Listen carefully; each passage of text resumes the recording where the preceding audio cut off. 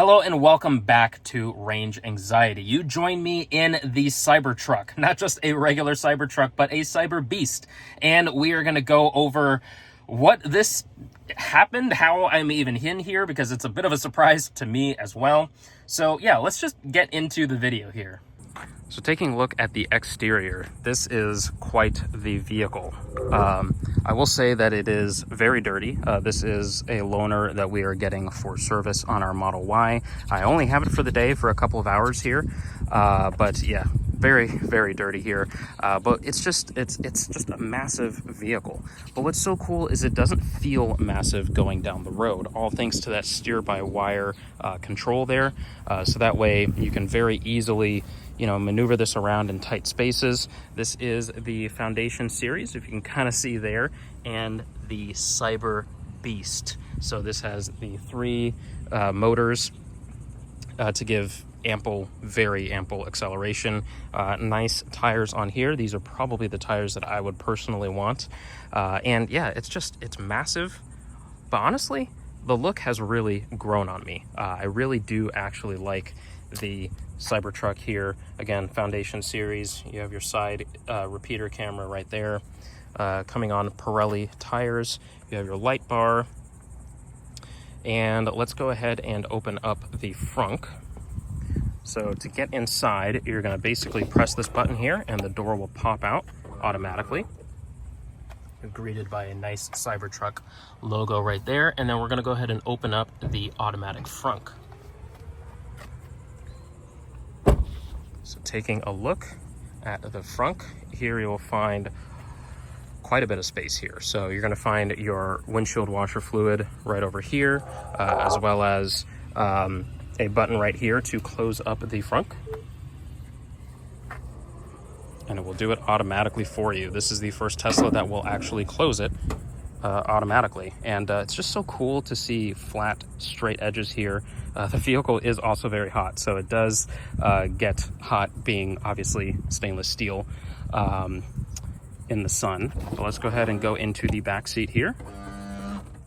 And let's take a look at what we see here. So we have our door release right there, our window storage down there, as well as mat pockets back there. And you have a nice rear screen, something that we don't have on our Legacy Model Y, but the Juniper model and the refreshed Model 3 Highland also have that. The Model S has this as well. So nothing too new, but of course, you have your different things here, so you can kind of raise and lower the fan speed. You can choose where you want the air vent to go. You have an air vent going vertically on both sides, as well as an air vent down here. You can turn off the AC. You can put on the seat heater and turn that off. Don't need that right here. It's very hot. But you can also, play your music here, skip songs, all of that sort of stuff. You do have your games as well. So you have plenty of games to choose from for here. And then you have settings. So you can, connect Bluetooth here as well. You can have your screen brightness set at a different brightness back here. You can also put it in clean mode, so that way you can clean the screen without having to accidentally press a button or anything like that. What is interesting back here is that there is no middle armrest, it looks like. Let's see. Yeah, no middle armrest, which is actually quite interesting. But yeah, quite a bit of legroom. I'm sitting behind where I would sit. And yeah, I am 6 foot exactly, and the seat is set for where I would sit, and I have plenty of legroom. I mean, this is, if you're going to be on a road trip or something like that, and you want to feel comfortable, really be able to stretch out, not have to worry about accidentally, or not have to worry about kind of cramping up your legs or your feet or anything like that, this is going to be the model that will give you the most legroom. And it's very evident here, me being 6 foot behind a 6 foot person, plenty of room. Mat pockets are, pretty good on the storage there. And of course, taking a look at the sun roof over here, the glass roof, gives you plenty of things to look at when you're on the road. And nice view of the road back here as well. One other thing that I really appreciate about the Cybertruck is the fact that there is a automatic ride height adjustment. So basically, when you park the vehicle, when you're first getting the vehicle, it is at its lowest ride height. And that is a feature that you can turn on and off. You can set it to always be at the highest or always be at the lowest. But yeah, you can actually change the height as you're driving. So you don't have to pull over and park, find a place to wait, things like that. You're able to, kind of adjust the ride height as you are going. But it's great that, especially for the rear passengers, maybe you have kids, things like that. If you have that setting on, you basically just park the car, the truck rather, it automatically lowers, and then you can just get right out very easily right out of the back here. So fantastic interior, fantastic vehicle. This is pretty much the Cyberbeast. This is a dirty Cyberbeast, as we've previously mentioned. I am, again, borrowing it for now while I'm getting our Model Y serviced. And yeah, what's so cool about this is all of the things that you're used to with a regular Tesla. When I say regular, I'm talking, basically anything that's other than a Cybertruck. You're going to find that you're pretty much at home in this as well. Except there's a few extra niceties and some differences between how the software works and some of the different options that you have available to you. So, of course, this being a large vehicle, you're going to find that you actually have a lot of assistance in being able to actually see everything around you. So you're going to see that you have all of your cameras that you would normally see, but you have kind of a nice bird's eye view of the truck as you back into a spot or just, drive regularly into a spot.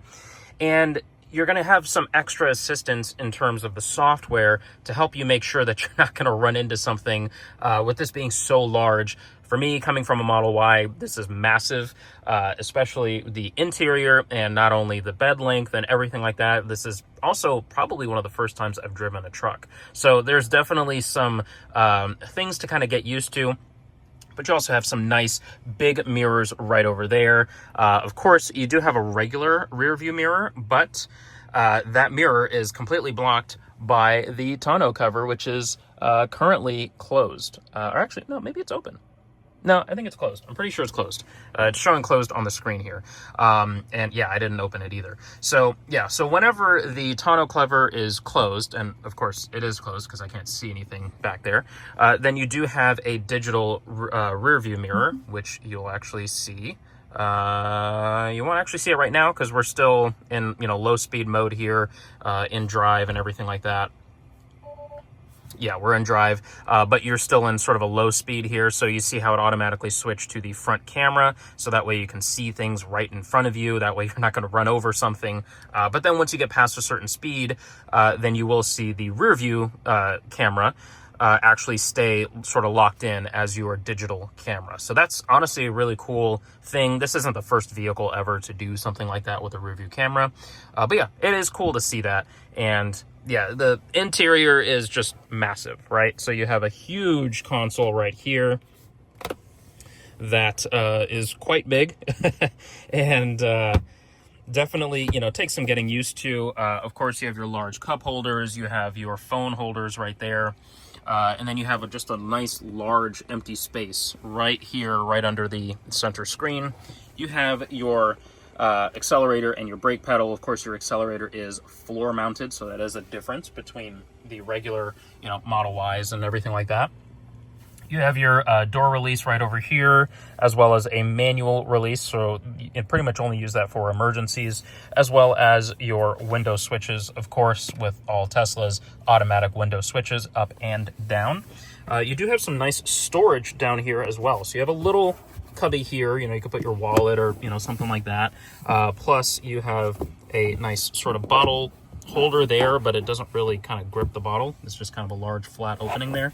Large space. Would be nice if there was maybe like a cutout that you could get, or like an insert that you could put in that would help to, make sure that the bottle doesn't, slide around, because as you'll see here with me putting in my bottle, it will hold it, but it's just going to fly around. And yeah, so especially with the Cyberbeast acceleration, yeah, that bottle is not staying for very long. So of course you have your passenger seat here. One of the coolest things that I experienced is the ventilated seats. So my butt is feeling very, ventilated right now. Of course, you have large seat space here in the back. I believe this is probably going to be your largest amount of rear leg room. So that's nice that you're going to be able to see that here. Of course, you have your, vegan leather and everything like that. And it looks like you might have ventilated seats for the rear seats as well. Not for the middle passenger here, but maybe it's either ventilated or heated. I know it's at least heated because we at least have that in the Model Y. So I would imagine maybe, an upgrade with the ventilated seats back there. But yeah, pretty cool stuff. Of course, you have your ambient lighting all throughout. I do have the ambient lighting just set to being on right now, but you could set it to keep it completely off the whole time, or set it to only come on at night. So you do have those kind of options there. But yeah, so let's go ahead and take a look outside. So as we come outside, we're going to go ahead and open up the tailgate there. Actually, nope, we want to actually open up the tonneau cover there. So we're going to keep that in the video here. Certainly not going to edit those things out, but as you can hear, it's nice and loud. All right, so coming in here, you can see that you have quite a bit of space in the bed. And yeah, you can certainly fit a lot of things in here. It does come with a nice sort of coating here on the truck bed as well.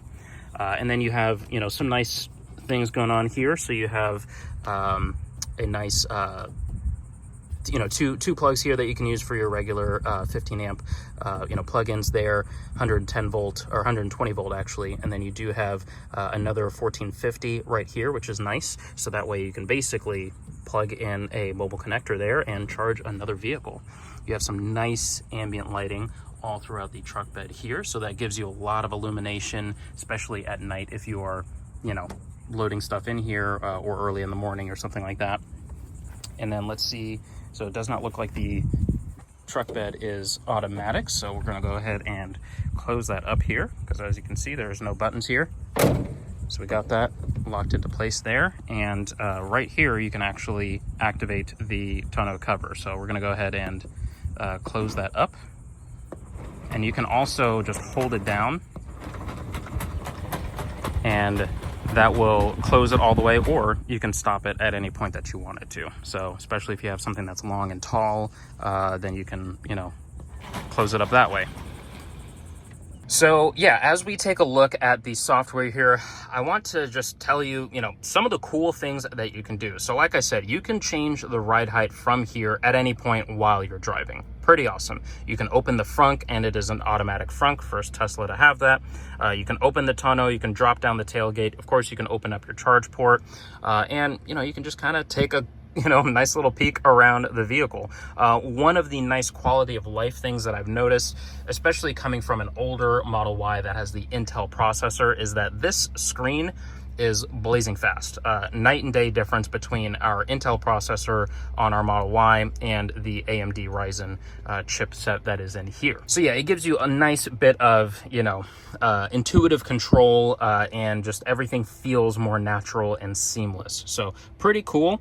Let's go into some of the different controls that you'll find in here. So in here, you're going to find all of your basic controls, your quick control access to different things, Sentry, child lock, window lock, all these different things. You can also change your ride height, like I said, while you're driving down the road. Right now we're in entry mode, so it is below the lowest setting, which is actually pretty cool. Headlights automatic, of course, all these different basic features that you would eventually come to expect. And then you go into dynamics. Here you can set your drive mode, so you have a few more options than you would normally find in other vehicles. So of course you have the beast acceleration, which is what I have it set to, and let me tell you, this thing goes. I mean, you put your foot down and it goes. I don't know the 0 to 60 off the top of my head for the Cyberbeast, but yeah, it's extremely quick. And honestly, the chill or the sport mode, honestly, chill is probably going to be fine for most people. Sport mode is probably enough for me. Beast mode is a lot of fun. I don't know that I would spend the extra money to have that, but it is a lot of fun. And you also have an off-road option with a nice little warning message right there for some different things. And of course, some of your safety features are going to be unavailable at that time. Ride and handling, relaxed and focused, pretty, standard stuff there. Preferred ride height, lower or higher. Personally, I prefer higher, especially, I'm in a truck, I want to experience being up high in the sky. Of course, you have your slippery surface, you know, found on other vehicles, of course. A lot of these are pretty much what you're going to find, especially on newer vehicles like the auto shift out of park. That way, when you know, simply put your foot on the brake, then it's going to determine, based on the direction of the vehicle, which gear that you want to go in. And of course, you can choose the gear that you want, so it's not going to stop you from changing gears, but it's just going to try to intelligently guess what you want. So I'm going to put my foot on the brake. Bed outlet door open. Huh. Okay, so I didn't close the trunk bed. All right, so let me go ahead and actually do that right now. So yeah, again, I'm going to keep some of these things in the video here. Certainly not going to try to pretty it up and, you know, make it something that it's not. Okay, so I guess that is closed. So let's take another look. Are we good to go?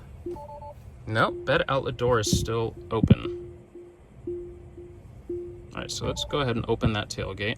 The bed outlet door. Okay, gotcha. Almost wish they said outlet there, so that way I know which one they're talking about. All right, so let's go ahead and, oh, it is closed though, as you can see. Okay, so that is closed. And the tailgate is closed. So now, let's take another look. And it is still showing. Okay, so I wonder if that's like some sort of, you know, weird glitch or something like that. But I also have to put on my seatbelt for it to guess which direction that I want to go. So let's try that again. Boom. So right now it is intelligently guessing that we want to go forward and drive.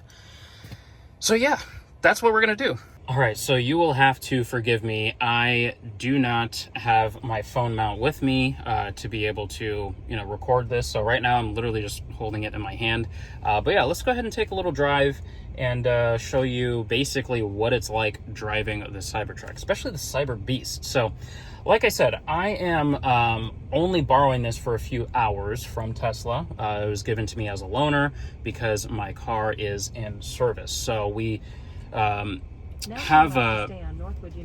we have it under warranty to get something taken care of with the control arms. So there were some creaks, some things that you would expect, you know, with a little bit of an older vehicle. I'll have more of a vlog style video that may or may not already be posted on the channel, just kind of outlining what our service experience is like.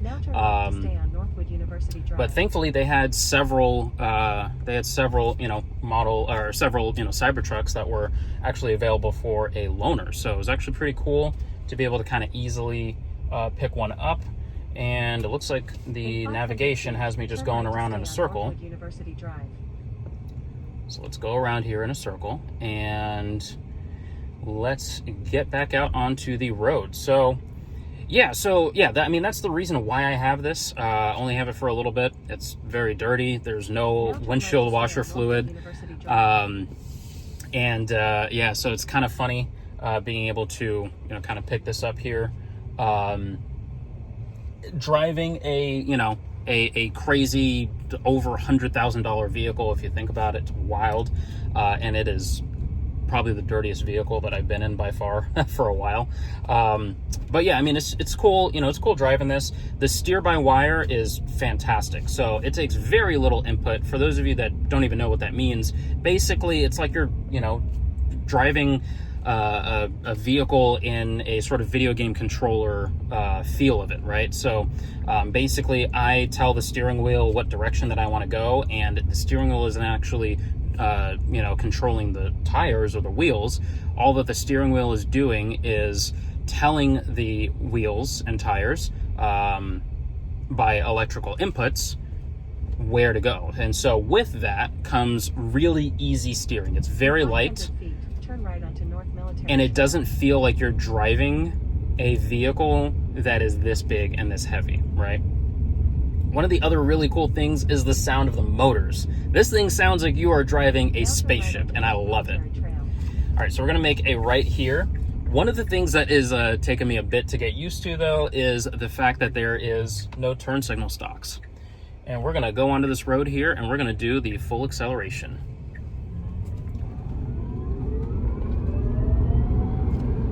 Okay, so that is half acceleration. I mean, like half, foot down on the accelerator, and yeah, this thing goes. This thing goes. There is so much power to this, like it is wild, and I'm kind of scared putting my foot all the way down. But yeah, I mean, this thing goes, and I love that. This is a lot of fun. Like I'm trying to keep it composed. I'm trying to be chill right now. I'm trying to, be professional, and everything like that. But man, let me tell you, this thing is sick. And you get your looks, from people, seeing this big refrigerator go down the road here. But yeah, I mean, it's a cool vehicle. I mean, it's so easy to get used to. It's so big and attention seeking, but at the same time, when you're behind the wheel, you feel really used to it. Like you feel like it's not that much different than what you might be used to. You know what I mean? Yeah, I mean, it's just taking that turn right there, especially with the cameras. You feel like you can place the vehicle where you want it to be. Okay. There we go. Now we stop the signal. Okay. So, yeah, driving this is fantastic. Let me switch it over to front view so that way you can kind of see what I'm looking at. So yeah, driving down the road here, it is very stable. It feels very solid, feels very comfortable, and you do have that rear view camera right there, so you can constantly see what's going on behind you. Honestly, better visibility that way with the camera versus the actual mirror up there. And yeah, like I said, you do have to get used to the turn signal stocks there. The windshield wipers are also up here as well. But if you're coming from a newer Tesla, then you are already used to this. So we're going to make a turn here. And we're going to... Oh, all right. Yep, we're going to give it some gas. Oh, yeah. Yep, this rips. This is so sick. And yeah, certainly don't want to, go like crazy on the speed or anything like that. This is a regular, residential area, so obviously want to be safe, but we can certainly get up to speed as quickly as possible. So yeah, so as we kind of, follow this curve here and we're just kind of, going down the road, this soaks up bumps. It soaks up, little road imperfections really well. Honestly, I think it's fantastic. The blind spot here is great, and just it feels solid. And I don't know if you can hear the motors. Well, I'll give it some silence when we're accelerating here. But yeah, hearing the motors go is honestly really cool. It sounds and feels like a spaceship, and I absolutely love it. So we're going to just be silent for a little bit so you can hear the motors.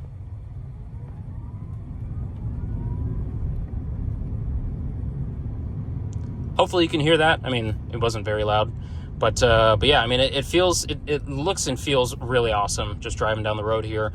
Getting used to the squircle of a wheel here is definitely very interesting.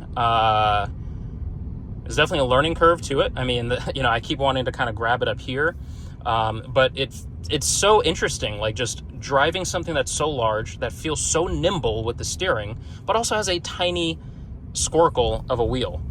It's just so fascinating, and I love it. I love it. So we're gonna go ahead and get in the turn lane here, get ready to turn. Yeah, this is fantastic. So we're going to hop back on once we get to our destination, and I'll kind of share some final thoughts. Well, all good things come to an end. We are going to be returning the Cybertruck.